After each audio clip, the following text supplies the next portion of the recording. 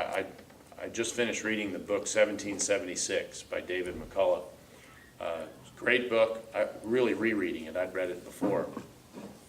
And it was an interesting year for us here in this country. We started out spectacularly well, outflanked the British and pushed them out of Boston, and then they went to defend New York. Be parochial, I don't know why you defend New York. Everybody comes down here, right? A little bit about Fluvanna, don't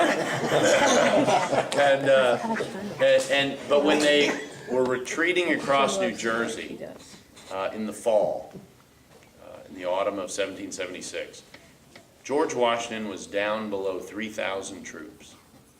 Now, for those of you who went to the convention, we had 3 times as many people in the Richmond Coliseum as this nation was counting on in that difficult time.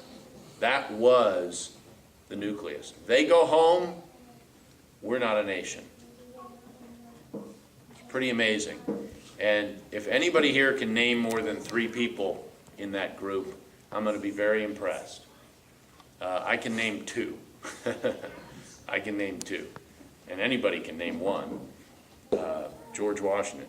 But everybody here and in the world knows what they did. No one in Virginia has to put anything like they put on the line to protect the principles they fought for this year. But we have an opportunity to do that and to lead in doing it, to lead in doing it.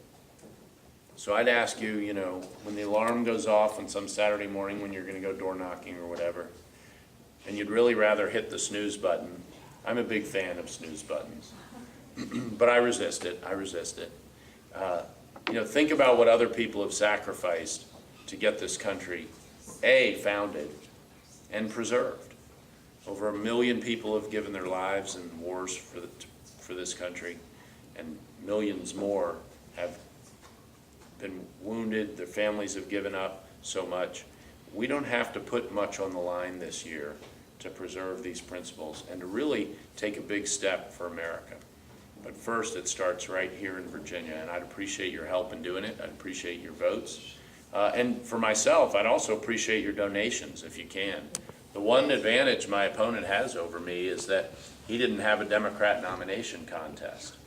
So he had a year to raise money, where we were having a nomination. It was a good one. It was a healthy one. I've been in 5 state conventions.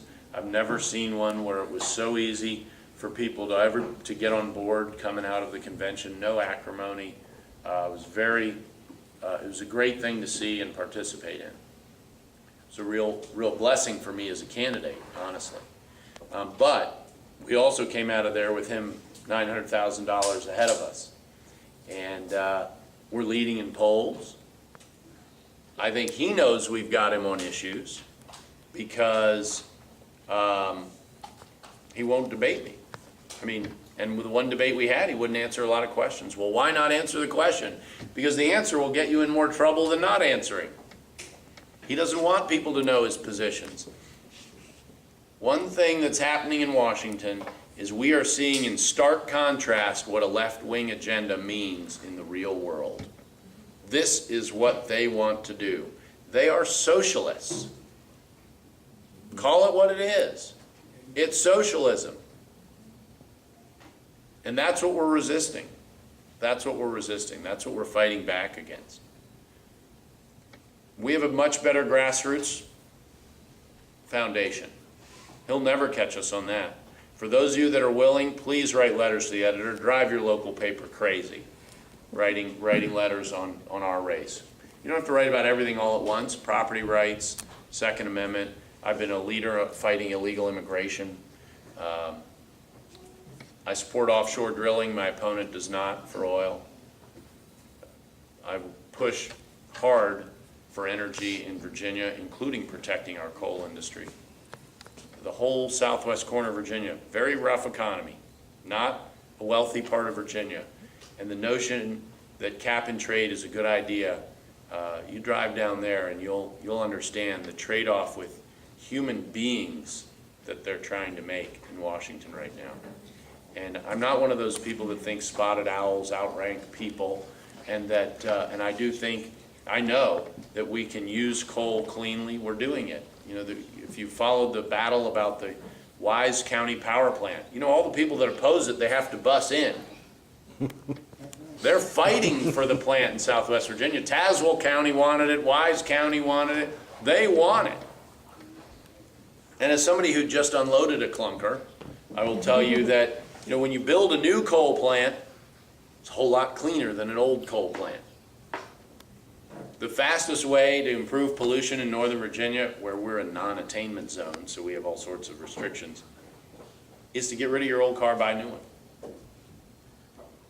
It's that simple, and it's amazing the difference. If we don't build power plants in Virginia, you know where that energy is going to come from? The Ohio Valley, 40-year-old coal plants who no longer send that energy over to Pittsburgh for the steel industry, so they're looking for customers. Those are dirty plants.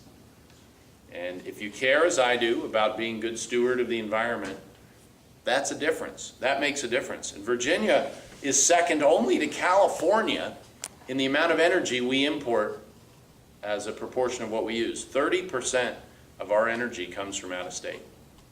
A lot of people in Virginia don't realize that. That's not a good record. That's not a good position to be in. And we're a coal state. We've probably got natural gas and oil offshore.